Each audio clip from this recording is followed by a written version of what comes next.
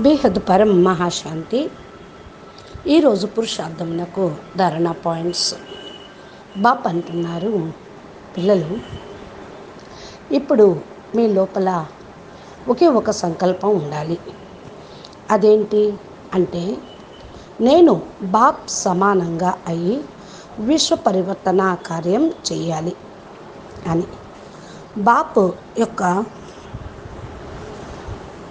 విశ్వము ముందు, బాపుని విశ్వం ముందు, బేహద్ విశ్వం ముందు ప్రత్యక్షం చేయాలి అని. కనుక ఏదైతే సమయం ఇప్పుడు గడుస్తూ ఉందో అది కేవలం సంపాదనకి సంబంధించినది.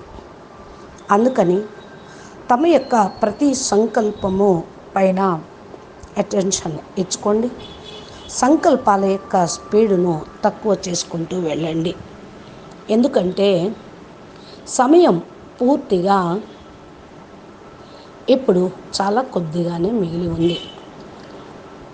చాలా ఉంది అని మాత్రం ఆలోచించుకోకండి. ఏమైనా కూడా మీరు నిశ్చింత చక్రవర్తులుగా కండి. పరివర్తన ఏమీ కనిపించటం లేదని ఆలోచించకండి.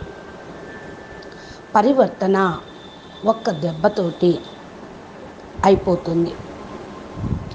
పరివర్తన సంవత్సరాలు ఏం పట్టదు. అందుకని ప్రియమైనటువంటి బాప్ మనం పైన దయని చూపిస్తున్నారు. అంటే దయాసాగరుడైన తండ్రి సర్వ ఆత్మలకు తండ్రి కనుక చిరకాలం పరివర్తన కాలాన్ని పెంచి పిల్లల్ని దుఃఖపెట్టరు. పిల్లలు దుఃఖపడుతుంటే చూడనూ లేరు. అందుకని ఈ పరివర్తన కార్యం అకస్మాత్తుగా, ఆశ్చర్యజనకంగా, అద్భుతమైన రీతిలో జరుగుతూ ఉంటుంది.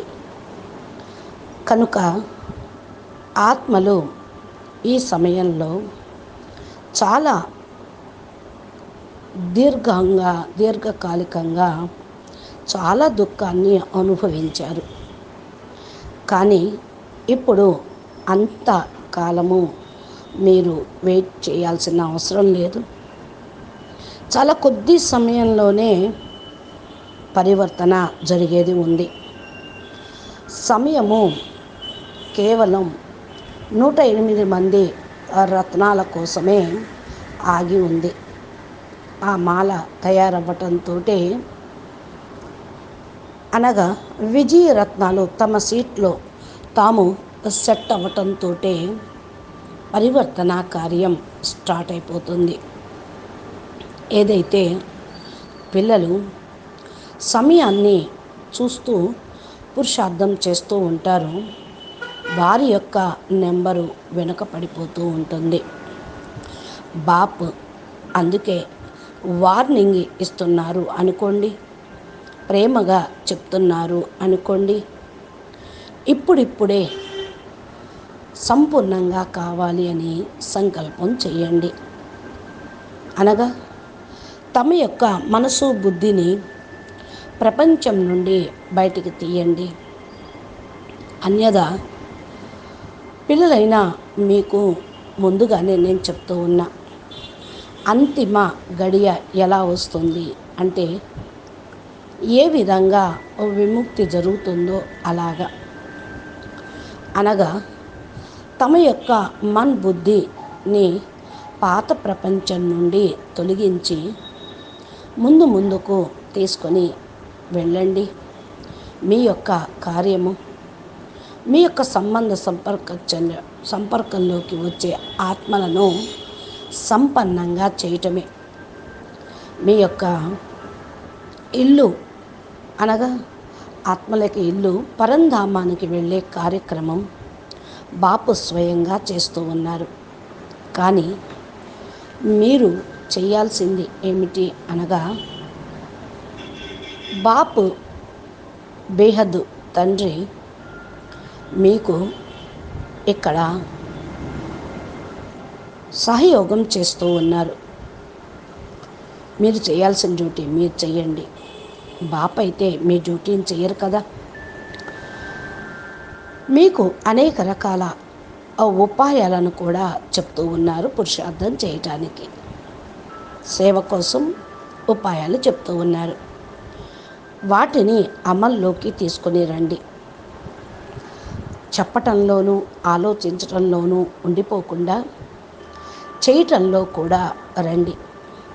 అందుకే బాప్ ప్రతి ఒక్క డైరెక్షన్ను ఫాలో చేస్తూ దానిపైన అటెన్షన్ ఇస్తూ ప్రాక్టికల్లోకి తీసుకొని వచ్చుకుంటూ అనుభవం పొందండి. చెక్ చేసుకోండి, నేను ఎంత పర్సెంట్ బిజీగా అయ్యాను అని. చెకింగ్తో పాటు చేంజింగ్ కూడా తప్పకుండా ఉండాలి. ఆలోచించటమే కాదు, ఆచరణ కూడా బాపు చూడాలి అనుకుంటూ ఉన్నారు. బాపు పిల్లలతో పాటు ప్రాక్టికల్గా ఉన్నారు కనుక మీరు చేసేది కనపడుతూనే ఉంటుంది. మీరు చేయకపోతే ఎవరు చేస్తారు? ఇప్పటి వరకు బాపు మీకు ఇచ్చినటువంటి పాలనను రిటర్న్ ఇస్తూ ఉండండి. అదే మీ యొక్క పురుషార్థం కూడా. బాపు యొక్క రుణం తీర్చుకున్న వాళ్ళు అవుతారు. అచ్చా, పరం శాంతి. బేహద్ కే బేహద్ పరం పరం పరం महाशांति है, महाशांति है, महाशांति है। नमस्ते।